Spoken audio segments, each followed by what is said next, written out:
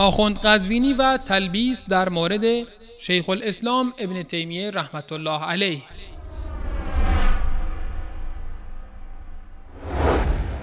یک نمونه ای نشان بدید که ما آنچه را که از کتاب‌های شما می‌خوانیم افترا هست یا دروغ هست. خب این رو عزیزان دقت کنن، قبل از آنکه علمای شیعه نسبت به افکار ابن تیمیه موضع گیری کند، علمای اهل سنت موضع گیری کردن. علمای اهل سنت موضع گیری کردن. خود ابن حجر عسقلانی که دیگه شخصیت بلا مدافع اهل سنت هست و همه فرق اسلامی ابن حجر را هم از نظر علمی و هم از نظر اتقان و هم از نظر صحبت‌های قوی کاملا قبول دارند. ایشون در کتاب الدرر الکامنه جلد اول صفحه 155 وقتی به ابن تیمیه میرسد میگه مردم هم شیعه نیستن، یعنی توده مسلمان ها و اهل سنت، میگه بعضی ها نسبه الی التجسیم، ابن تیمیه را مجسم میدانند که قائل به جسمانیت خدا هست، و منهم من ینسبه الی الزندقه. اصلا بعضی ها میگویند ابن تیمیه زندیق و ملحد و کافر بوده، و بعضهم ینسبه الی النفاق، بعضی ها او را منافق میدانند. این را آقایان الدرر الکامنه ابن حجر عسقلانی جلد اول صفحه 155 را ببینند. شبکه جهانی وصال حق با صدها کلیپ مستند، دروغگویی و خیانت و تلبیس آخوندهای رافضی را به همه جهانیان آشکار نمود و این سلسله همچنان ادامه دارد.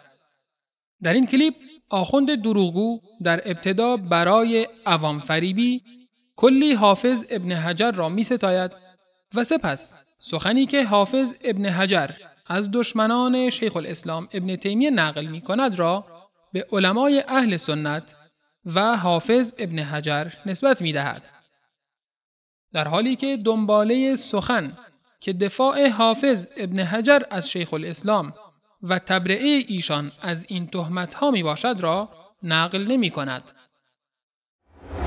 خود ابن حجر عسقلانی که دیگه شخصیت بلا مدافع اهل سنت هست و همه فرق اسلامی ابن حجر را هم از نظر علمی و هم از نظر اتقان و هم از نظر صحبت‌های قوی کاملا قبول دارند. ایشون در کتاب الدرر الکامنه جلد اول صفحه 155 وقتی به ابن تیمیه میرسد میگه بعضی ها نسبه الی التجسیم، ابن تیمیه را مجسم میدانند که قائل به جسمانیت خدا هست، و منهم من ینسبه الی الزندقه.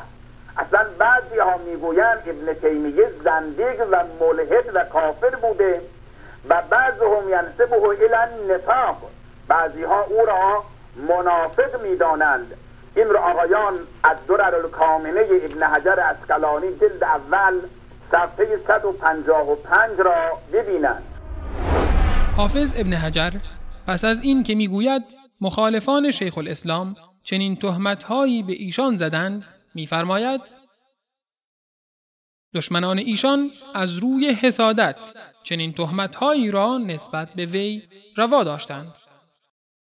و همچنان حافظ ابن حجر عسقلانی در مقدمه کتاب الرد الوافر ابن ناصرالدین دمشقی درباره شیخ الاسلام ابن تیمیه رحمه الله می‌فرمایند و شهرت امامت شیخ تقی الدین ابن تیمیه از خورشید روشن‌تر است و ملقب شدن ایشان به شیخ الاسلام تا امروزه بر زبانهای پاک باقی است و فردا نیز آنچه در دیروز بوده استمرار خواهد داشت و هیچ کسی منکر آن نیست مگر کسی که به جایگاه وی جاهل باشد و از جاده انصاف خارج شود و چنین کسی چه بسیار اشتباه می کند و بدون شک ایشان شیخ الاسلام عصر خود بودند و مطالبی را که به سبب آن مورد هجوم قرار گرفت را از روی هوای نفس نمی گفت.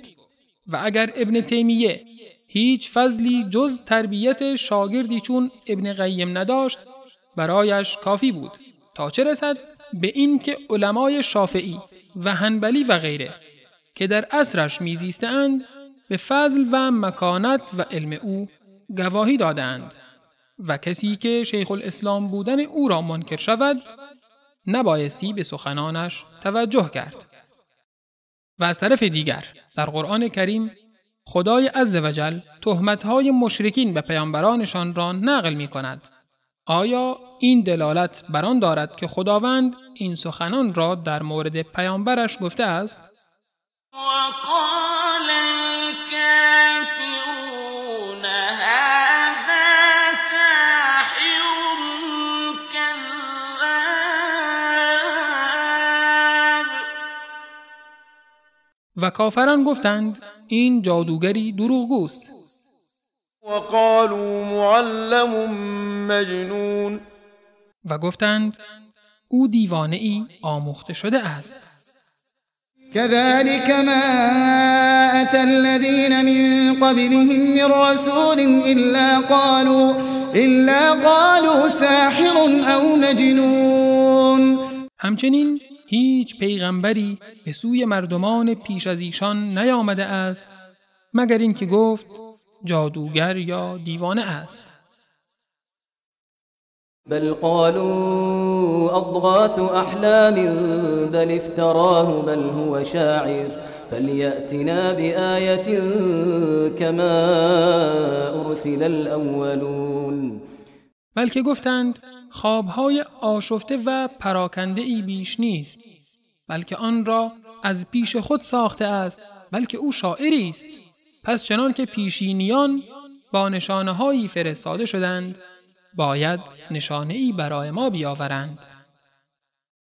آیا در این آیات الله عزوجل این سخنان را درباره پیامبرانش میگوید یا اینکه آن را از دشمنان پیامبران الهی نقل می‌کند؟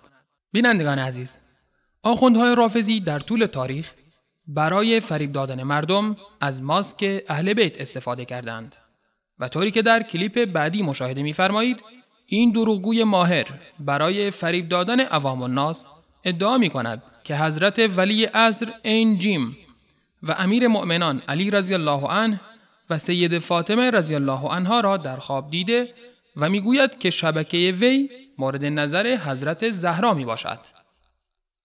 یعنی این همه دروغ‌ها و تلبیس‌های ایشان زیر نظر حضرات ائمه بوده است.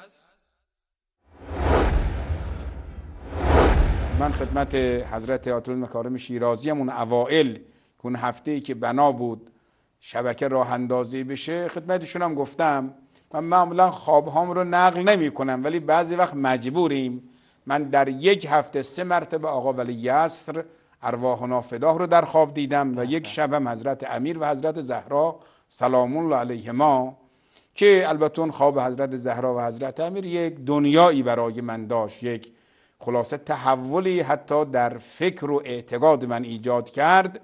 خدمتشون هم گفتم من یقین دارم که انشاءالله این شبکه مورد نظر حضرت زهرا سلام الله علیها هست و انشاءالله خواهد گرفت و مورد استقبال هم خواهد شد، چون اونها نظر دارند. تا الان هم کمکمون کردن و یقینم داریم بعد از این هم کمک میکنن، هیچ شکی و شبهه‌ای هم ندارم. همه ما افتخارمون به این هست که خلاصه یک سرباز خیلی کوچک دست پا چلفته امیرالمؤمنین سلام الله علیه هستیم.